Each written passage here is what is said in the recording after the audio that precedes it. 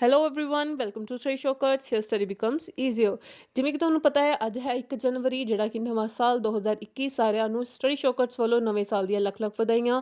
ਰੱਬ ਕਰੇ ਤੁਹਾਡਾ ਸਾਲ ਜਿਹੜਾ ਹੈ ਉਹ ਖੁਸ਼ੀਆਂ ਭਰਿਆ ਹੋਵੇ, ਤਰੱਕੀ ਭਰਿਆ ਹੋਵੇ। ਇਸ ਨਵੇਂ ਸਾਲ ਤੇ ਇੱਕ ਖਬਰ ਜਿਹੜੀ ਮੈਂ ਤੁਹਾਡੇ ਲਈ ਲੈ ਕੇ ਆਈ ਹਾਂ ਉਹ ਹੈਗੀ ਹੈ ਦਫ਼ਤਰ ਡਾਇਰੈਕਟਰ SCRT ਪੰਜਾਬ ਵੱਲੋਂ ਪੰਜਾਬ ਰਾਜ ਵਿੱਚ ਜਿਹੜਾ 3/1/2021 ਨੂੰ ਪੰਜਾਬ ਰਾਜ ਨਿਪੁੰਨਤਾ ਖੋਜ ਪ੍ਰੀਖਿਆ ਜਿਸ ਨੂੰ PSTSE ਦੀ ਪ੍ਰੀਖਿਆ ਕਿਹਾ ਜਾਂਦਾ ਹੈ 8ਵੀਂ ਤੇ 10ਵੀਂ ਕਲਾਸ ਵਾਲੇ ਬੱਚੇ ਦਿੰਦੇ ਹੈਗੇ ਵਜੀਫਾ ਸਕੀਮ ਲਈ ਵਿਦਿਆਰਥੀਆਂ ਦੀ ਚੋਣ ਕਰਨ ਸੰਬੰਧੀ ਪ੍ਰੀਖਿਆਵਾਂ ਕਰਵਾਈਆਂ ਜਾ ਰਹੀਆਂ ਹਨ। SCRT ਵੱਲੋਂ ਜਿਹੜਾ ਇਹ ਪ੍ਰੀਖਿਆ ਕਰਾਈ ਜਾਂਦੀ ਹੈਗੀ ਹੈ ਜਿਸ ਨੂੰ ਆਪਾਂ ਕਹਿੰਦੇ ਹਾਂ ਪੰਜਾਬ ਰਾਜ ਨਿਪੁੰਨਤਾ ਖੋਜ ਪ੍ਰੀਖਿਆ, ਉਹ ਕਦੋਂ ਕਰਵਾਈ ਜਾ ਰਹੀ ਹੈ 3/1/2021 ਨੂੰ, ਯਾਨੀ ਕਿ 3 ਜਨਵਰੀ 2021 ਨੂੰ।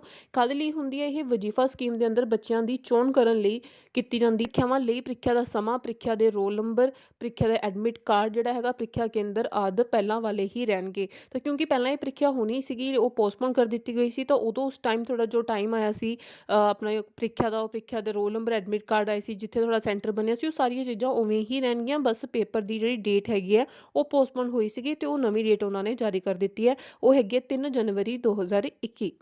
ਕਿਸੇ ਵਿਦਿਆਰਥੀ ਨੂੰ ਨਵਾਂ ਰੋਲ ਨੰਬਰ, ਐਡਮਿਟ ਕਾਰਡ ਜਾਰੀ ਨਹੀਂ ਕੀਤਾ ਜਾਵੇਗਾ ਅਤੇ ਨਾ ਹੀ ਵੱਖਰੇ ਤੌਰ 'ਤੇ ਸੂਚਿਤ ਕੀਤਾ ਜਾਵੇਗਾ। ਤਾਂ ਕੋਈ ਐਕਸਟਰਾ ਤੋਂ ਤੁਹਾਨੂੰ ਕੋਈ ਜਿਹੜੀ ਹੈਗੀ ਇਨਫੋਰਮੇਸ਼ਨ ਨਹੀਂ ਆਏਗੀ। ਸਿਰਫ ਇਹ ਲੈਟਰ ਉਹਨਾਂ ਨੇ ਕਰ ਦਿੱਤਾ ਜਿਹਦੇ ਵਿੱਚ ਉਹਨਾਂ ਨੂੰ ਨਵੀਂ ਤਰੀਕ ਉਹਨਾਂ ਨੇ ਦੱਸੀ ਹੈਗੀ ਹੈ ਪੇਪਰ ਦੀ, ਪਰ ਅਲੱਗ ਤੋਂ ਤੁਹਾਨੂੰ ਕੋਈ ਰੋਲ ਨੰਬਰ ਜਾਂ ਐਡਮਿਟ ਕਾਰਡ ਬਾਰੇ ਨੋਟੀਫਿਕੇਸ਼ਨ ਜਿਹੜੀ ਹੈ ਉਹ ਨਹੀਂ ਦਿੱਤੀ ਜਾਵੇਗੀ। ਦੱਸਣਯੋਗ ਹੋਵੇਗਾ ਕਿ ਪ੍ਰੀਖਿਆ ਪਹਿਲਾਂ ਇਹ 19/12/2020 ਨੂੰ ਹੋਣੀ ਸੀ, ਲੇਕਿਨ ਸ਼੍ਰੀ ਗੁਰੂ ਤੇਗ ਬਹਾਦਰ ਜੀ ਦੇ ਸ਼ਹੀਦੀ ਦਿਹਾੜਾ ਹੋਣ ਕਾਰਨ ਮੁਲਤਵੀ ਕੀਤੀ ਗਈ ਸੀ। ਤਾਂ ਹੁਣ ਉਹ ਜਿਹੜੀ ਪ੍ਰੀਖਿਆ ਉਹ 3 ਜਨਵਰੀ 2021 ਨੂੰ ਹੋਵੇਗੀ। ਅਤੇ ਇਹ ਸੀ ਜੀ ਇੰਪੋਰਟੈਂਟ ਨੋਟੀਫਿਕੇਸ਼ਨ ਜਿਹੜੀ PSTSE ਪ੍ਰੀਖਿਆਵਾਂ 2020 ਦੇ ਰਿਲੇਟਡ ਸੀਗੀ। ਅਤੇ ਇਹ ਖਬਰ ਜਿਹੜੀ ਹੈਗੀ ਹੈ ਬੱਚਿਆਂ ਤੱਕ ਜ਼ਰੂਰ ਪਹੁੰਚਾਈ ਜਾਵੇ। ਵੱਧ ਤੋਂ ਵੱਧ ਇਸ ਨੂੰ ਸ਼ੇਅਰ ਕਰੋ। ਜਿਹੜੇ ਵੀ ਬੱਚੇ ਇਸ ਦੇ ਵਿੱਚ ਭਾਗ ਲੈਣਾ ਚਾਹੁੰਦੇ ਨੇ, ਉਹ ਵਜੀਫਾ ਸਕੀਮ ਦੇ ਅੰਦਰ ਆਉਣਾ ਚਾਹੁੰਦੇ ਨੇਗੇ, ਤਾਂ ਉਹਨਾਂ ਤੱਕ ਇਹ ਇੰਪੋਰਟੈਂਟ ਜਿਹੜੀ ਨੋਟੀਫਿਕੇਸ਼ਨ ਹੈ ਉਹ ਪਹੁੰਚ ਸਕੇ।